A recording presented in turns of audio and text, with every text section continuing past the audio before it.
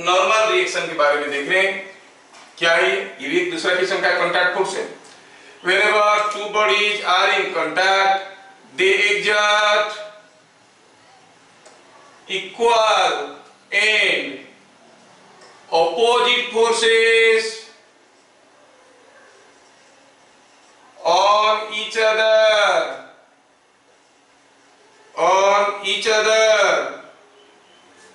equal and opposite forces on each other in a direction. Normal means perpendicular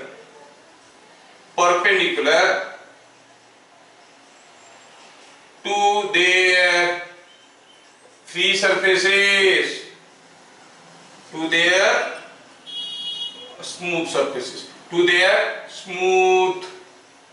surfaces।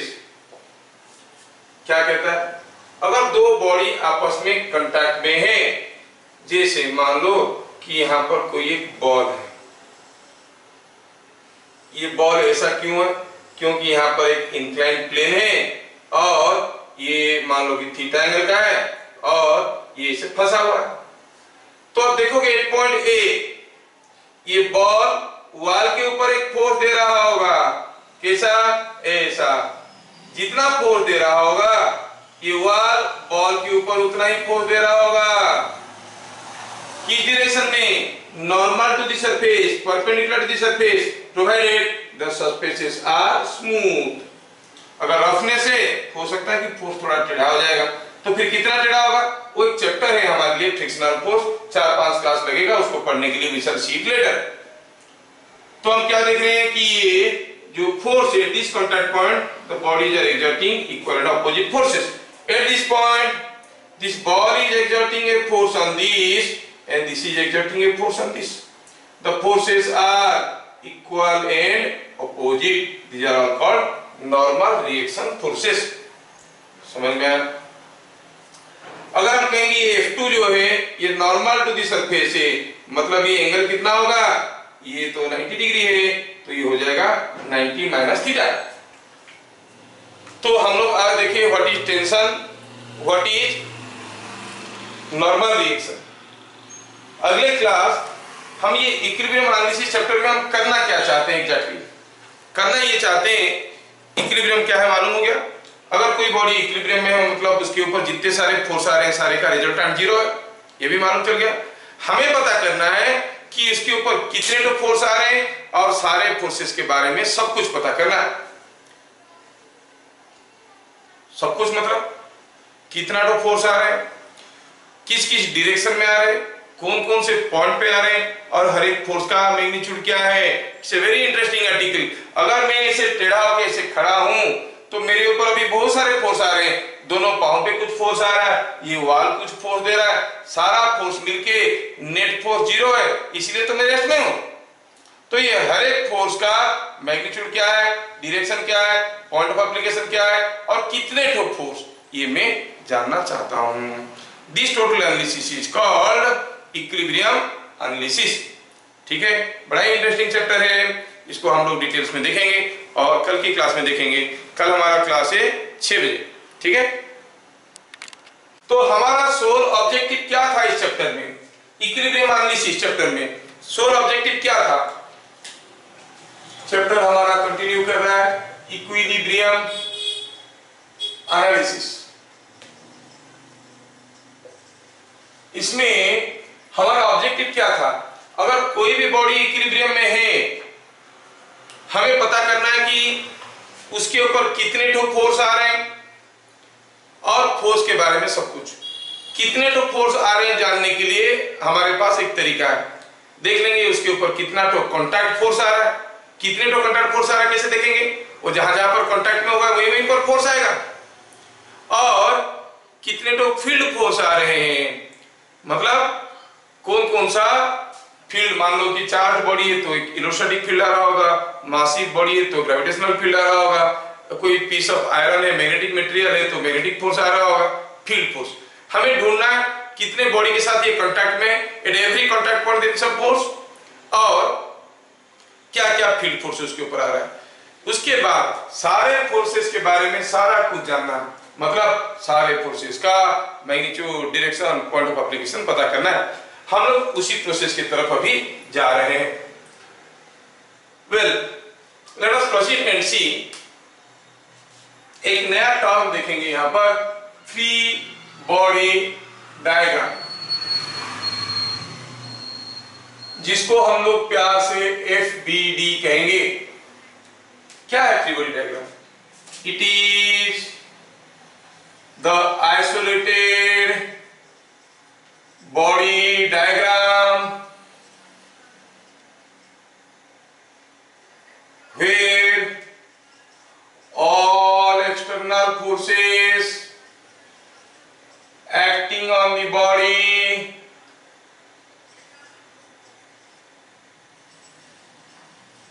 are shown with appropriate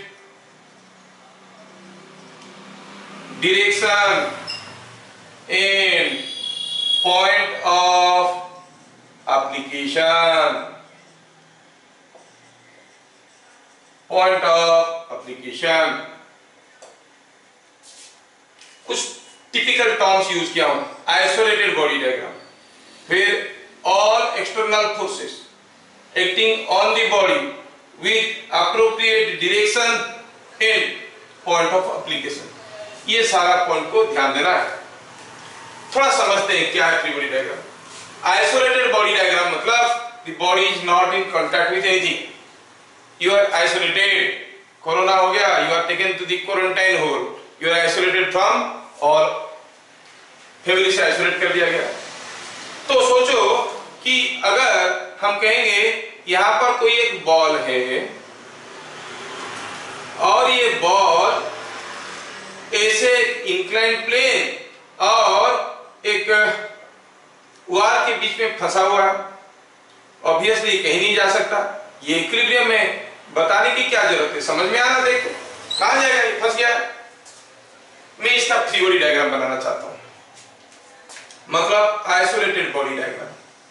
अगर हम किसी को पूछेंगे कि बताओ ये बॉडी इक्विलिब्रियम में, हाँ है, क्यों है? आप कहोगे वाल है, प्लेन है, कहां जाएगा, फंस गया। नहीं, हम लोग तो अभी देख चुके हैं कोई बॉडी इक्विलिब्रियम में होने का कंडीशन क्या था।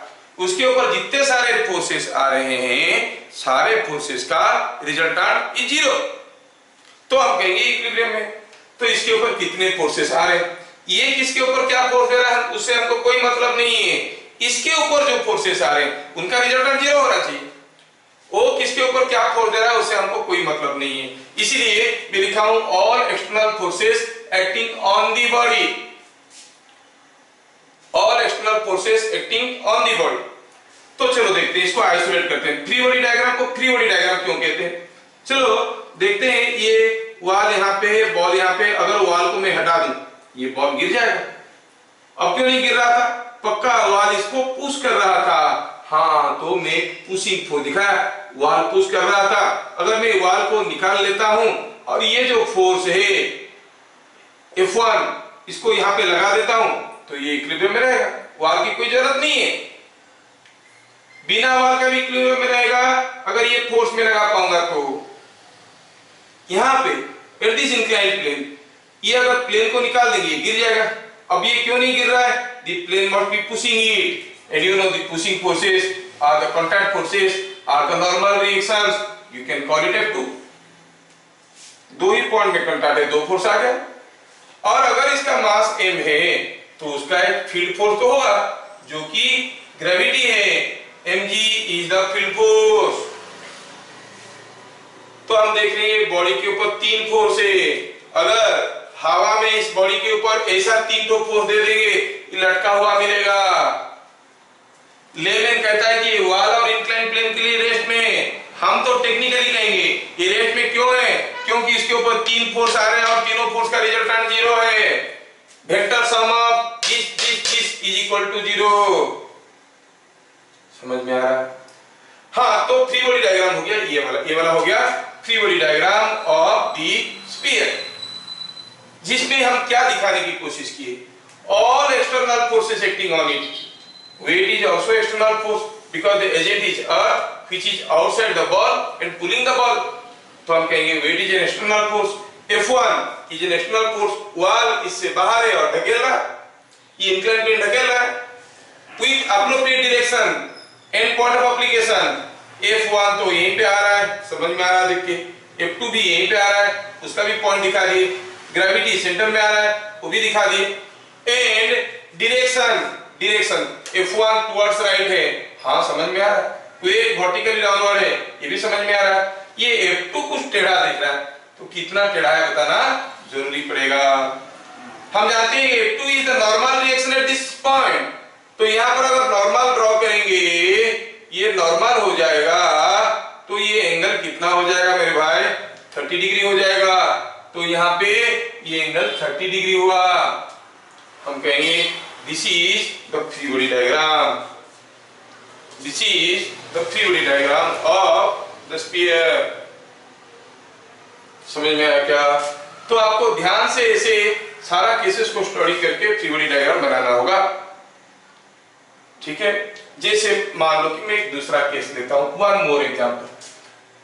Here is an inclined plane, a block is kept here and this block is tied to a point, and now say this angle is 30 degree और ये ब्लॉक का मास है 5 kg।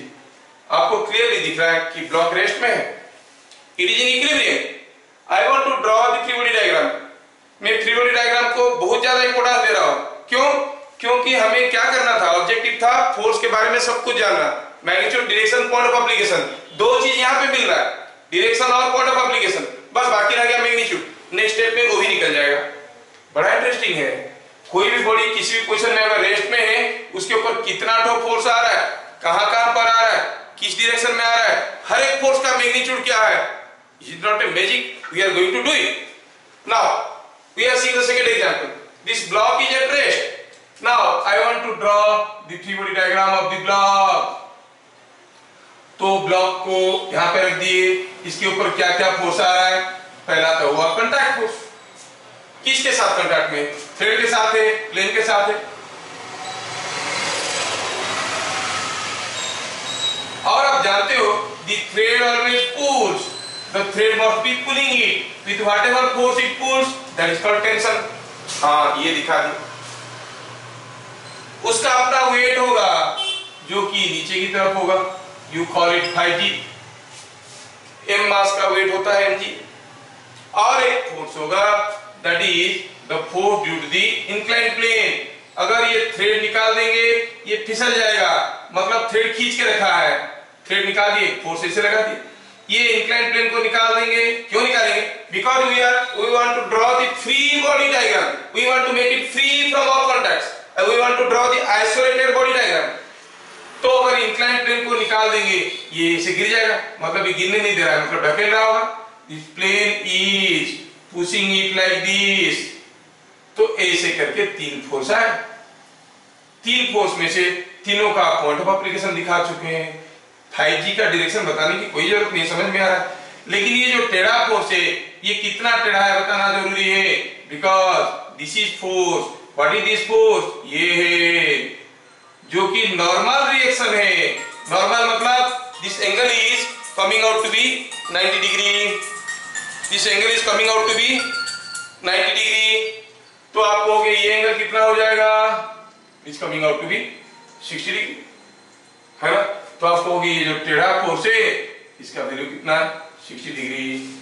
टी भी तो टेढ़ा दिख रहा है, तो टी का भी डायरेक्शन बता देते हैं ना, ये कितना एंगल कर रहा होगा। अरे T is parallel to this plane, plane is making 30 degree, तो this angle is 30 डिग्री।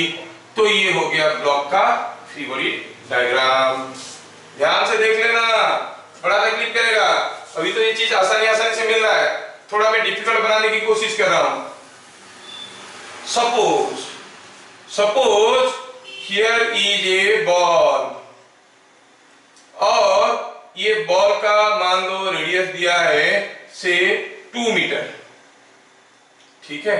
और इसको क्या किए हम, एक थ्रेड से बांध दिए, थ्रेड से इसे बांध दिए। थ्रेड का लेंथ कितना है, 2 मीटर। थ्रेड 2 मीटर का है, रेडियस 2 मीटर का है। बोला है कि फ्री बॉडी डायग्राम करो, फ्री बॉडी डायग्राम करना है, और फ्री बॉडी डायग्राम करना है तो कैसे करेंगे? Let us go for, ball का मास दिया है 5 kg सपोज, तो पहला आसान फोर्स फील्ड फोर्स दिखा दी। अब ये वाल इसको पुश कर रहा है कि पुल कर रहा है? पक्का पुश कर रहा है, पुश ही कर रहा है, नहीं तो वाल निकालेंगे इधर आ जाएगा। तो वाल पुश कर रहा है, कुछ फोर्स यहाँ पे दिखा दी।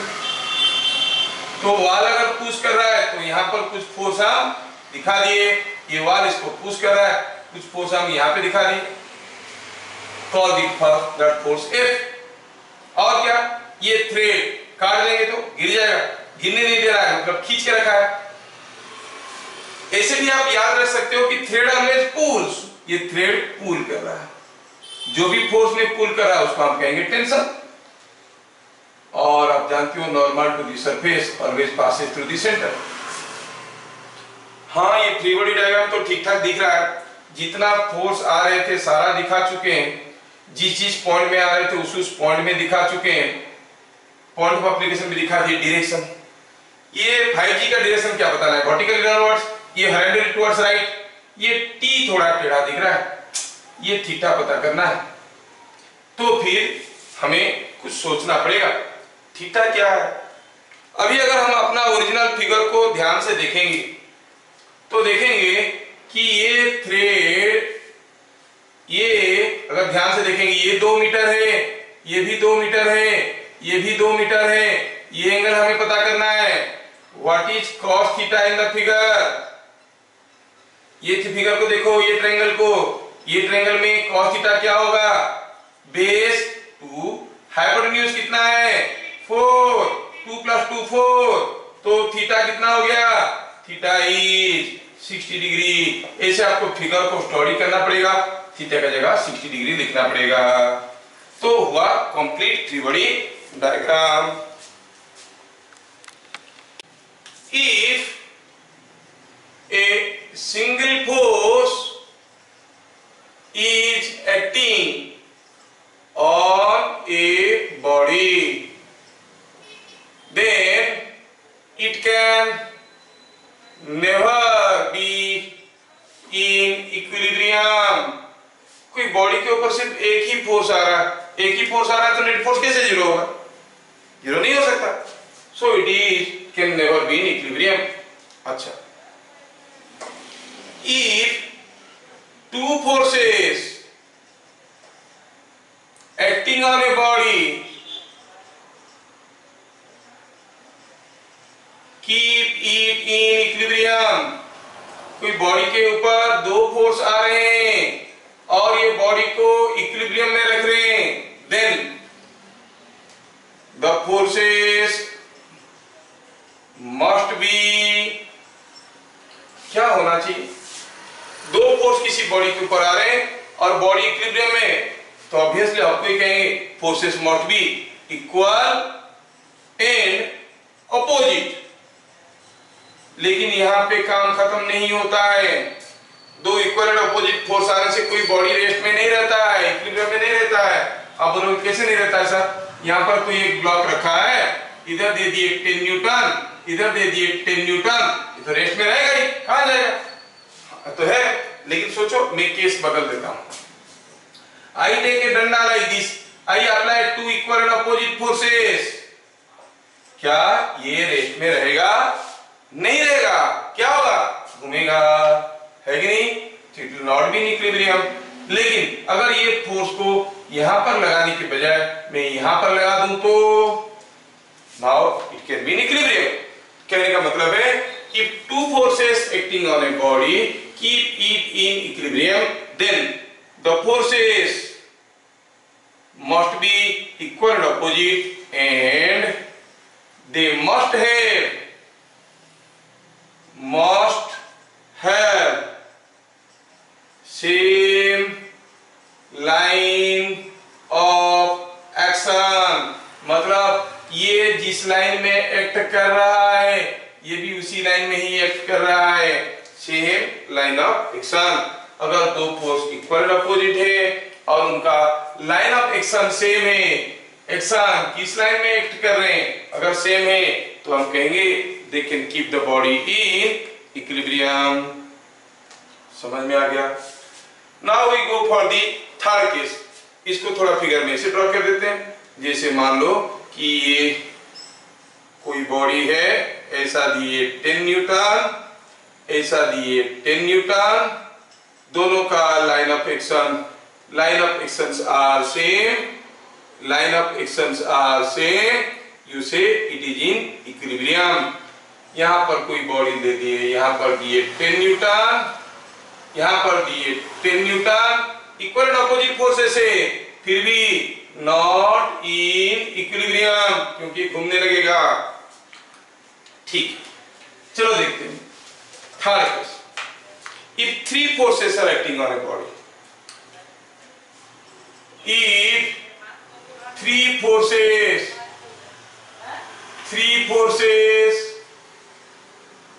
are acting on a body, 3 forces are acting on a body, then their lines of action must be parallel or concurrent. Concurrent मतलब pass through a common point. Line of action must pass through a common point. बड़ा interesting है। देखो मैं जितने सारे चीज तुम लोगों को अभी समझा रहा हूं ना, और ये प्रॉपर्टीज तो बुक में है ही नहीं, और जो चीजें बता रहा हूं वो थोड़ा थोड़ा सा टच करके निकल गए, they will not explain much, लेकिन हम लोग पूरा अंदर तक जाके इसको समझ लें। ठीक है, मेरा फिजिक्स अंदर तक जाए, गर्माहट लाए, आराम दिलाए। अगर आप इसको ठीक से समझोगे तो समझ में आएगा। अच्छा, अभी इसमें suppose I take a case like this. मान लो कि यहां से कोई फोर्स दे रहा है 10 न्यूटन का, इधर से कोई फोर्स दे रहा है 10 न्यूटन का, यहाँ पे कोई फोर्स दे रहा है 20 न्यूटन का। हम देख रहे हैं कि ये बॉडी इक्विलिब्रियम में रहेगा। ऐसा केस में what we observe that their line of action हुआ ये, इसका ये, they are all parallel to each other. The line of actions are parallel to each other. समझ में आया क्या? यहाँ पर तीनों का लाइन ऑफ एक्शन पैरेलल हुआ। तो ये इक्विलिब्रियम में, और हम देख रहे हैं जो 3 फोर्स आ रहे हैं उनका लाइन ऑफ एक्शन पैरेलल हुआ। क्या बोल रहा है? अगर 3 फोर्स किसी बॉडी के ऊपर आ रहे हैं और वो बॉडी इक्विलिब्रियम में है, if 3 forces are acting on a body, just a minute, if 3 forces are, थोड़ा सा यहाँ पर लिखने में गड़बड़ हो गया है। If 3 forces acting on a body keep it in equilibrium, 3 forces acting on a body keep it in equilibrium, then their lines of action must be parallel और concurrent। ठीक है, देख रहे हैं कि लाइन ऑफ एक्शन उनका parallel है। और अगर पैरेलल नहीं है, concurrent होना चाहिए, they must pass through a common point। ये मैं आपको एग्जांपल दे दिया। दूसरा एग्जांपल देते हैं, थोड़ा सोचो तो। सपोज मैं आपको फिगर बना के दिखा रहा हूं 2 केस। कौन सा केस लग रहा है कि एक सही ड्राइंग हुआ है? मैं दिखा रहा हूं कि एक बॉल किसी वॉल से झूल रहा है और इक्विलिब्रियम में है। A ball is suspended from a wall and it is in equilibrium. ठीक है, कौन सा फिगर सही है? पहला फिगर ऐसा दे दिया एक फिगर, दूसरा फिगर दे दिए ऐसा। आपको क्या लग रहा है? Which case is really a correct figure? Obviously second case is looking to be a correct figure. First case क्यों नहीं? चलो ध्यान से देखते हैं। ये अगर बॉल अभी इक्विलिब्रियम में है तो उसके ऊपर क्या क्या फोर्सेस आ रहे हैं? एक तो रिएक्शन फोर्स आ रहा होगा, ये वॉल इसको पुश कर रहा है। दूसरा उसका वेट आ रहा होगा। तीसरा ये थ्रेड खींच रहा होगा। But are you able to see that all these three forces are passing through a common point? No. These two are passing through this point, but this is not passing through. Are these forces having their line of actions parallel? No. So this cannot be a case of equilibrium. But here, if you see, this is a force here, this thread is pulling, this is a force here, the thread is pulling like this, weight is acting like this. All the three forces are passing through a common point. They are concurrent forces. So this can be a case of equilibrium. This can never be a case of equilibrium. देख के ही हम बता देंगे कि ये equilibrium में नहीं है। समझ में आ रहा है क्या? देख के ही हम बता देंगे कि ये इक्विलिब्रियम। ये प्रॉपर्टी को मिसअंडरस्टैंड मत कर लेना। कोई बॉडी अगर इक्विलिब्रियम में है और उसके ऊपर अगर तीन फोर्स आ रहे हैं तो तीनों फोर्स या तो एक दूसरे के साथ उनका लाइन ऑफ एक्शन पैरेलल होंगे या फिर लाइन ऑफ एक्शन किसी कॉमन पॉइंट में पास करेंगे। ठीक है, लेकिन इसका मतलब ये नहीं कि कोई भी बॉडी के ऊपर तीन फोर्स आ रहे हैं, तीनों एक कॉमन पॉइंट से पास कर रहे हैं तो बॉडी इक्विलिब्रियम में रहेगा। बॉडी अगर इक्विलिब्रियम में है तो तीनों फोर्स कंकरेंट होंगे। Any three concurrent force can not keep the body in equilibrium. कहने का मतलब this is the statement correct but the converse is not true. अगर बॉडी इक्विलिब्रियम में है तीनों फोर्स को कंकरेंट होना है। कोई भी तीनों फोर्स कंकरेंट होंगे। मान लो एक बॉल ले लिए, इधर को 1 न्यूटन, इधर को 2 न्यूटन, किसी को 100 न्यूटन दे दिए, तीनों कंकरेंट है, इक्विलिब्रियम में रहेगा? नहीं रहेगा। अगर इक्विलिब्रियम में है this condition will satisfy. That is what we are saying the conditions of equilibrium. अभी थोड़ी देर पहले हम लोग और भी एग्जांपल देख रहे थे। We can see the example. अभी थोड़ी देर पहले जो क्वेश्चन किए थे उसको हम कर सकते हैं। जैसे ये वाला केस था जो इंक्लाइन प्लेन और ये वाला था। देखो सारा केसेस में जैसे ये वाला था, ये था बॉल, ये था वॉल और ये था इंक्लाइन प्लेन, ये था उसका वेट। तो देखो तो what are the different forces? एक फोर्स ये आ रहा है, एक फोर्स ये आ रहा है, एक फोर्स ये आ रहा है, and they are all passing through a common point. ठीक है, this is one more example. तो अगर तीन फोर्स किसी बॉडी के ऊपर आ रहे हैं और बॉडी इक्विलिब्रियम में है तो तीनों फोर्स को कॉन्करेंट बनना जरूरी है। थोड़ा दिमागी कसरत करते हैं। सपोज यहां पे कोई एक डंडा ऐसे रखा है, ठीक है, और इस डंडे को आप इधर से एक रस्सी बंधा है, कोई इधर खींच रहा है, और इधर से एक रस्सी बंधा है, कोई इधर खींच रहा है, इधर से एक रस्सी बंधा है। आप किधर खींचोगे, किधर खींचोगे कि ये रेस्ट में रहेगा? पहले देखेंगे। अगर आप खींचोगे किधर भी, किसी डायरेक्शन में मालूम नहीं है, तो आपका फोर्स, ये फोर्स कंकरेंट होना जरूरी है। मतलब हम देख रहे हैं कोई इधर खींच रहा है, कोई इधर खींच रहा है रस्सी लगा के, और ये दोनों फोर्स पास कर रहे हैं इस पॉइंट से। मतलब आपका फोर्स को भी इस पॉइंट से पास करना जरूरी है। आप अगर खींच के बॉडी को रोकना चाहते हो, you have to pull in some direction like this, तभी जाके कितना फोर्स में खींचोगे वो बात की बात है। ऐसे खींचोगे तो ये बॉडी इक्विलिब्रियम में रह सकता है। ठीक है, और किसी दूसरे डायरेक्शन में खींचोगे इक्विलिब्रियम में नहीं रहेगा। ठीक है, तो आपका तीनों फोर्स को ऐसे होना जरूरी है to keep it in equilibrium. Okay, now I want to tell you very important rule that is called sine law of triangles. Sine law of triangles क्या कहता है ये लॉ? कहता है कि कोई भी एक ट्रायंगल में, ये कोई एक ट्रायंगल है, ये A है, ये B है, ये C है, A का सामने वाले को स्मॉल a, B का सामने वाले लेंथ को स्मॉल b, C का सामने वाले लेंथ को स्मॉल c कहेंगे। तो कहता है कि A sin A by A is equal to sin B by B is equal to sin C by C। ये हमें प्रूव करना है। ये हो गया थ्योरम। ठीक है, इस थ्योरम को प्रूव करना है और इसी थ्योरम को हमारा काम में लगाना है। काम क्या है हमारा? काम क्या है? फिजिक्स पढ़ना। कोई भी बॉडी इक्विलिब्रियम में है उसके ऊपर कितने फोर्स आ रहे हैं, हर एक फोर्स का मैग्नीट्यूड, डायरेक्शन और पॉइंट ऑफ एप्लीकेशन पता करना है। अभी तक एक थ्री बॉडी डायग्राम के सहारे we know the direction and point of application, बाकी रह गया मैग्नीट्यूड निकालने की कोशिश करेंगे।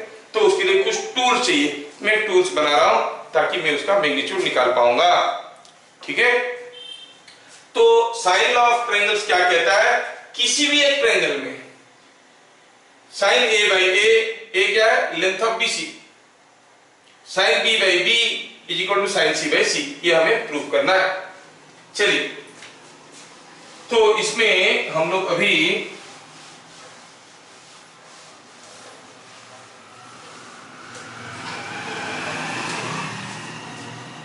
कोशिश करते हैं, प्रूव करने की कोशिश करते हैं, थोड़ा ध्यान से देखना।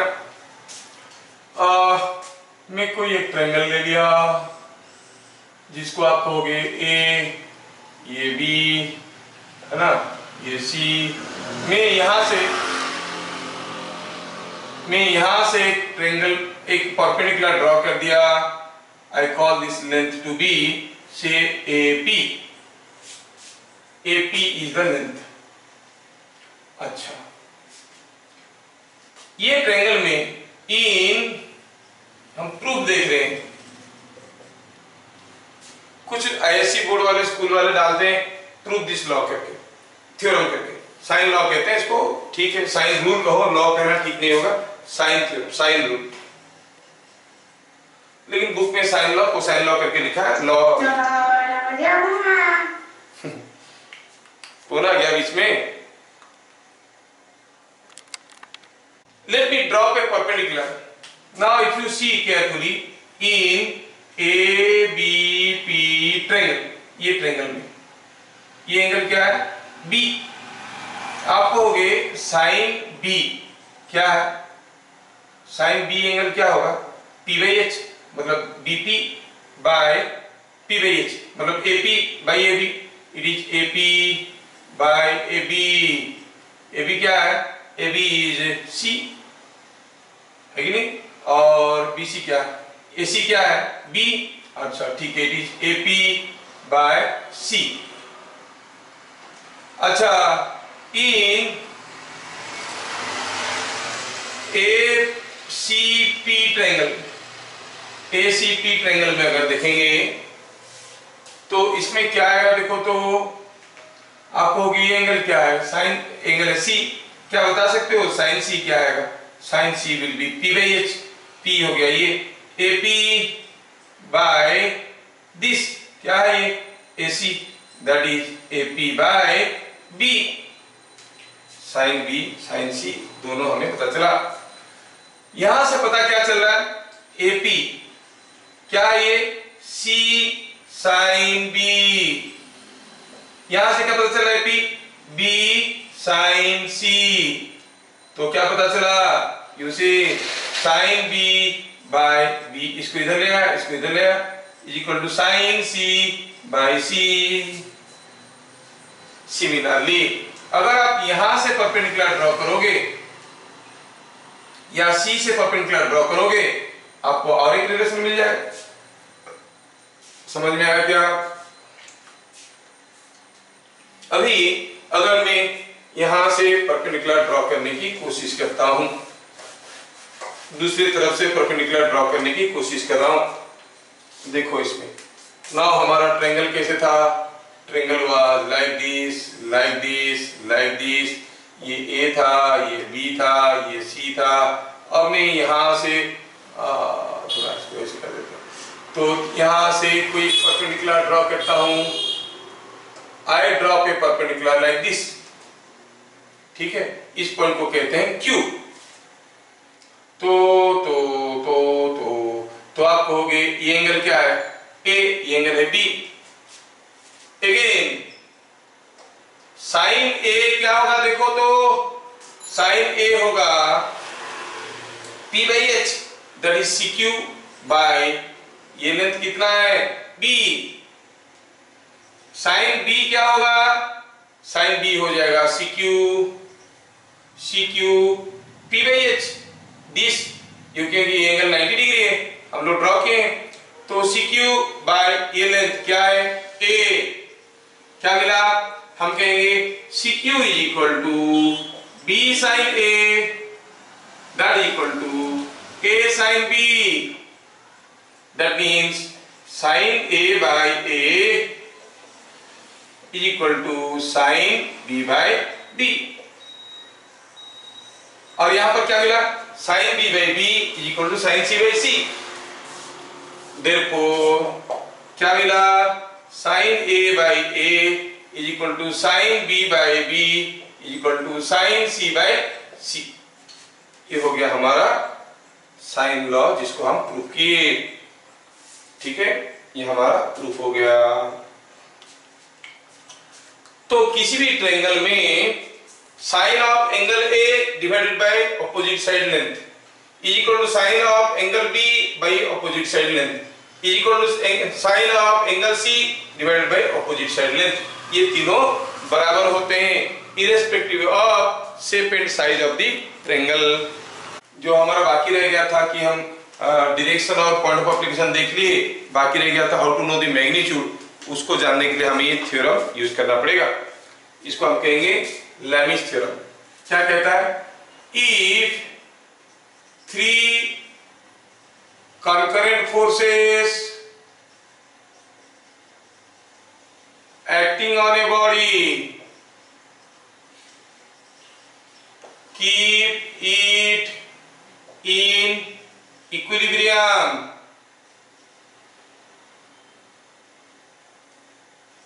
as shown। चलो दिखा देते हैं। 3 फोर्स है, एक F1 है, एक F2 है और एक F3 है।